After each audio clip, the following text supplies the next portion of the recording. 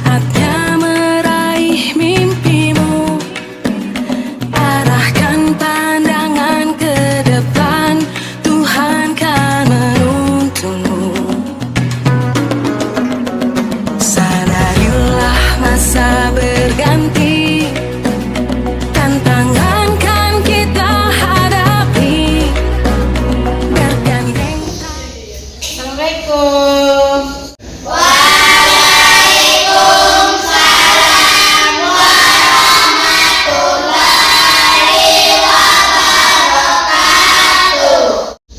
Selamat pagi anak-anak ibu.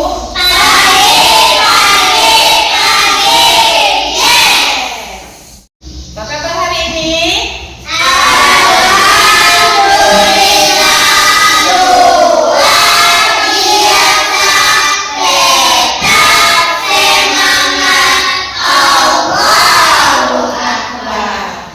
Baiklah anak-anak ibu, sebelum pelajaran kita lanjutkan, ada baiknya terlebih dahulu sebelum kita melanjutkan pelajaran kita hari ini, ada baiknya kita terlebih dahulu membaca doa belajar. Nah, untuk membaca doa sebelum belajar kepada ketua kelas silakan dipimpin. Siap, berdoa mulai.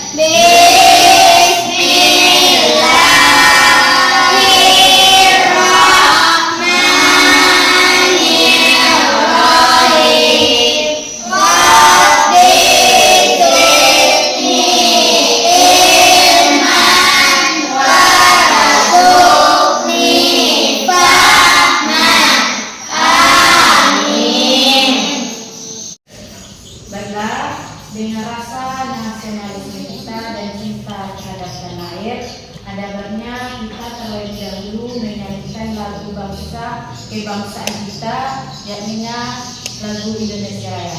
Kepada anak ibu, silakan berdiri.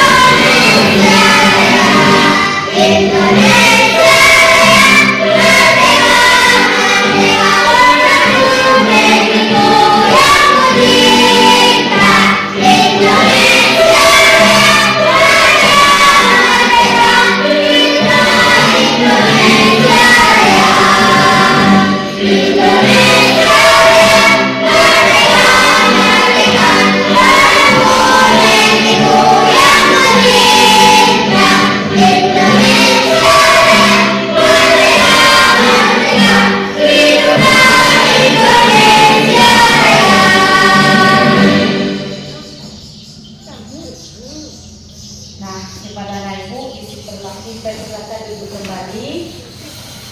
Nah, baiklah, langsung lagi materi kita pada hari ini yaitu tentang P5.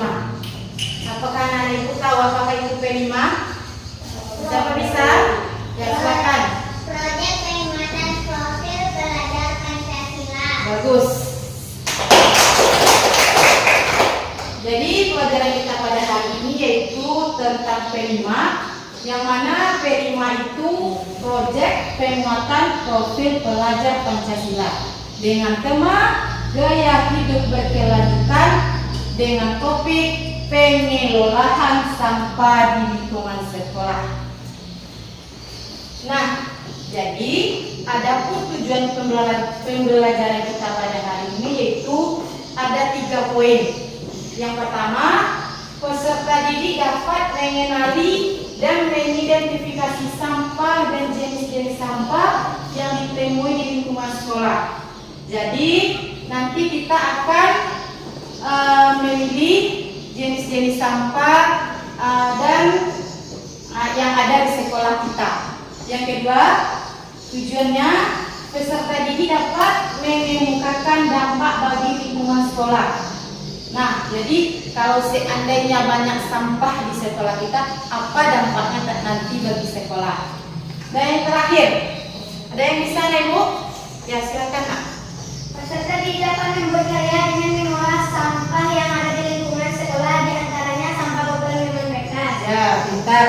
Jadi tujuan yang ketiga yaitu peserta didik dapat membuat karya dengan mengolah sampah yang ada di lingkungan sekolah, di antaranya sampah botol minuman bekas. Jadi dari sampah botol minuman bekas kita akan bisa menghasilkan karya kita nantinya. Nah, jadi materi kita yaitu sampah. Nah, anak ibu bisa nak? Apa itu sampah? Silakan. Sampah adalah buangan yang dihasilkan dari satu proses produksi, baik domestik, rumah tangga maupun industri. Nah, jadi sampah itu adalah buangan yang dihasilkan dari suatu proses produksi baik domestik atau rumah tangga maupun industri. Kemudian dalam Undang-Undang Nomor 18 Tahun 2008 tentang pengelolaan sampah bahwa disebutkan sampah adalah sisa kegiatan sehari-hari manusia atau proses alam yang berbentuk padat atau semi padat berupa zat organik atau anorganik, bersifat dapat terurai dan tidak dapat terurai, yang dianggap sudah tidak berguna lagi dan dibuang ke lingkungan. Dan baiklah, jadi jenis-jenis sampah ini ada 2. Ada berapa nak? 2. Yang pertama apa? Organik. Yang kedua? Anorganik. Jadi apa itu sampah organik? Siapa yang bisa? Nah, silakan. Sampah atau limbah yang berasal dari sisa-sisa makhluk hidup yang dapat terurai secara alami. Ya, pintar. Kemudian yang kedua, jenis sampah yang kedua yaitu anorganik. Apa itu sampah anorganik? Siapa yang bisa? Silakan. Sampah atau limbah yang dihasilkan dari berbagai macam proses. Sampah ini tidak dapat terurai oleh bakteri secara alami dan umumnya menentukan waktu yang lama. Jadi sampah organik itu ialah sampah atau limbah yang berasal dari sisa-sisa makhluk hidup yang dapat secara terurai atau alami. Kemudian yang kedua yaitu jenis sampah anorganik, yaitu sampah atau limbah yang dihasilkan dari berbagai macam proses. Sampah ini tidak dapat terurai oleh bakteri secara alami dan umumnya memerlukan waktu yang lama.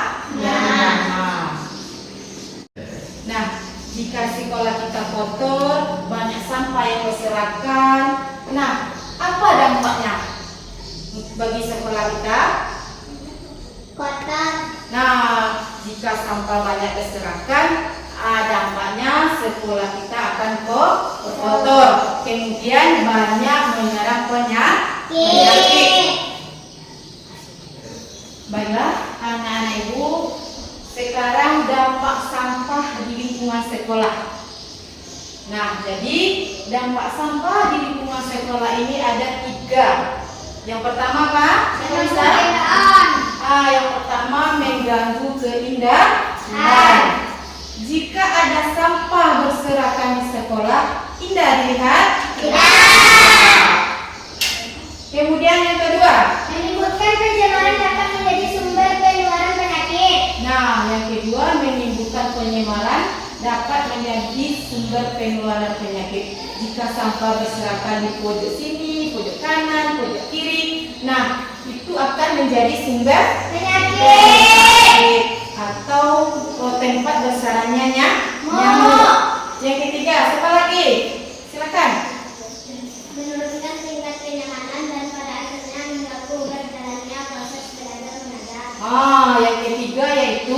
menurunkan tingkat kenyamanan dan pada akhirnya mengganggu berjalannya proses belajar mengajar. Contohnya, jika kita di dalam kelas banyak sampah yang berserakan, itu akan menjadi mengganggu kita saat belajar. Nah, anak-anak ibu, sekarang coba perhatikan ke depan, amati gambar di bawah ini. Gambar sampah mana yang sering kamu lihat di sekolahmu? Botol plastik. Ya, yaitu botol plastik. Nah, karena anak-anak ibu tadi sering menemukan botol plastik yang berserakan di sekolah, nanti kegiatan kelima kita akan membuat pot bunga dari botol plastik tersebut. Nah, baiklah. Jadi untuk kegiatan kelima kita besok, kita akan memilih sampah, kemudian memilahnya. Selanjutnya kita akan membuat pot bunga dari botol minuman atau botol sisa makanan. Baiklah. Untuk kegiatan besok, Ibu akan bagi kalian dalam bentuk 3 kelompok, yang mana masing-masing kelompok akan memilih sampah, kemudian memilah antara sampah organik dan sampah anorganik, kemudian dari sampah tersebut kita menemukan botol dan akan dijadikan untuk pot bunga. Assalamualaikum warahmatullahi wabarakatuh.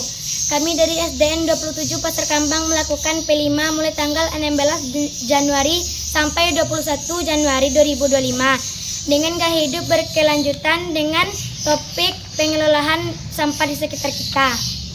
Pada tanggal 16 Januari 2025, kami dikenalkan dengan jenis sampah berikut dokumentasi.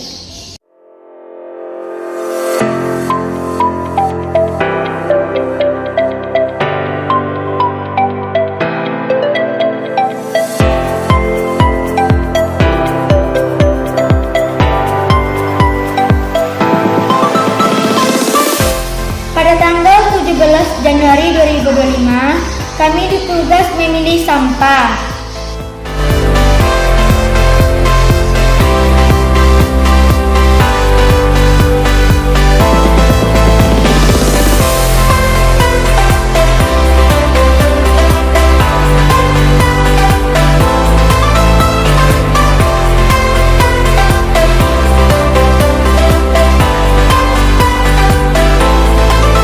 Pada tanggal 18 Januari 2025, kami membuat karya berupa pot bunga dari botol bekas dan menanam tanaman.